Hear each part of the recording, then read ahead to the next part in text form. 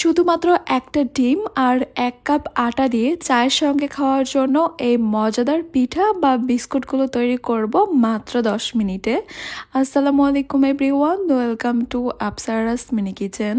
আমাদের হাতের কাছেই থাকা বা ঘরেই থাকা মাত্র 3-4টা উপকরণেই এই মজাদার পিঠাগুলো তৈরি করে নেওয়া যাবে। পিঠা বা বিস্কুট যাই বলেন না কেন, একবার তৈরি করে কিন্তু সারা মাসের জন্য সংরক্ষণ করে রাখতে পারবেন। আর এগুলো খেতে এত বেশি মজা, আপনারা কিন্তু মেহমান আসলেও এগুলো পরিবেশন করতে পারবেন। প্রথমেই একটা মিক্সিং বোলে নিয়ে নিব একটা ডিম, এরপর এখানে নিয়ে নিচ্ছি আমি 1/2 কাপ চিনি। চিনির পরিমাণটা কিন্তু আপনাদের টেস্ট অনুযায়ী আপনারা আরও বাড়িয়ে বা কমিয়ে অ্যাডজাস্ট করতে পারবেন, তবে এই পরিমাণে চিনি কিন্তু আমার কাছে একদমই ঠিকঠাক মনে হয়েছে। এবার চিনি আর ডিমটাকে খুব ভালো করে মিশিয়ে নিতে হবে, চিনিটা সম্পূর্ণভাবে গলে যাওয়া পর্যন্ত। ডিম আর চিনিটাকে কিছুক্ষণ ভালো করে মিশিয়ে নেওয়ার পর যখন দেখতে পারবেন কালারটা চেঞ্জ হয়ে গেছে, তখনই বুঝতে পারবেন চিনিটা সম্পূর্ণভাবে গলে গেছে আর ডিমেরও কোনো লাম্পস নেই। এবার এখানে দিয়ে দিব আমি 1/3 কাপ তেল। তেলটা দেওয়ার পর আরও একবার ভালো করে মিশিয়ে নিতে হবে। তেলটা দেওয়ার পর যখন কিছুক্ষণ মিশাতে থাকবেন তখন দেখতে পারবেন তেল, চিনি, ডিমের মিশ্রণটা একটু ঘন হওয়া শুরু করেছে।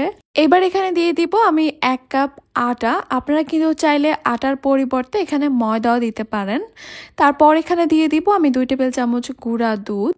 গুঁড়া দুধটা অবশ্যই দেওয়ার চেষ্টা করবেন, এতে করে কিন্তু টেস্টটা খুবই ভালো আসে। এবার দিয়ে দিচ্ছি এখানে আমি 1/2 চা চামচ বেকিং পাউডার, দিয়ে দিচ্ছি 1/2 চা চামচ লবণ। এখন এই সব কিছুকে একটা উইস্ক দিয়ে খুব ভালোভাবে মিশিয়ে নিচ্ছি। খেয়াল রাখতে হবে এখানে কিন্তু কোনো রকমের পানির ব্যবহার হয়নি। আপনারা যদি এই পিঠাগুলো বাড়িয়ে তৈরি করতে চান তাহলে ডিম, চিনি আর তেলের পরিমাণটা বাড়িয়ে দিতে হবে, সঙ্গে আটার পরিমাণটাও। সবকিছু মিশিয়ে নেওয়ার পর এই মিশ্রণটা আমার কাছে নরম মনে হয়েছে, তাই এখানে আমি আরো 2 টেবিল চামচ আটা দিয়ে দিচ্ছি।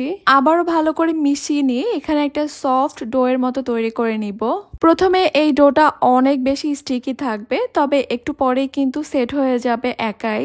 সবকিছু মিশিয়ে নেওয়ার পর যখন এরকম একটা সফট আর স্টিকি ডো তৈরি হয়েছে, তখন আমি এটাকে একটু সেট হওয়ার জন্য 1-2 মিনিট ছেড়ে দিব।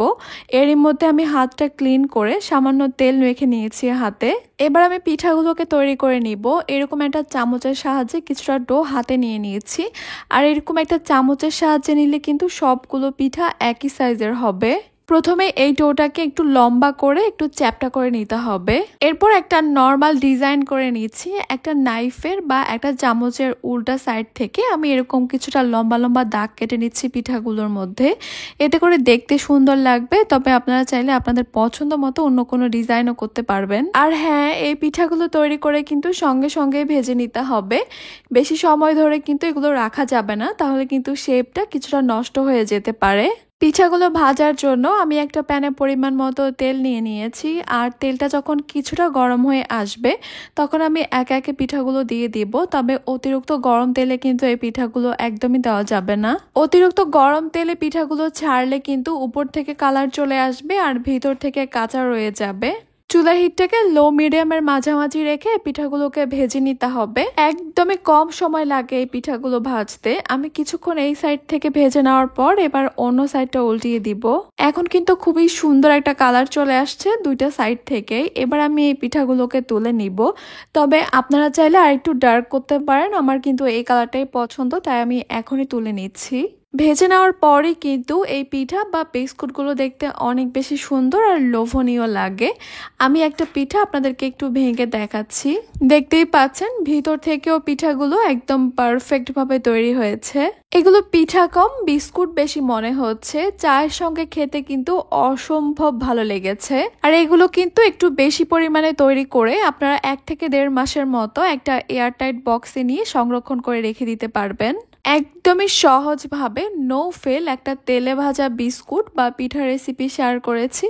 আশা করছি আমার আজকের রেসিপি আপনাদের কাছে খুবই ভালো লেগেছে আর সহজও লেগেছে। তাহলে আজকে এই পর্যন্তই। সবাই অনেক বেশি ভালো থাকবেন, সুস্থ থাকবেন, সবাই সবার জন্য দোয়া করবেন। আল্লাহ হাফেজ।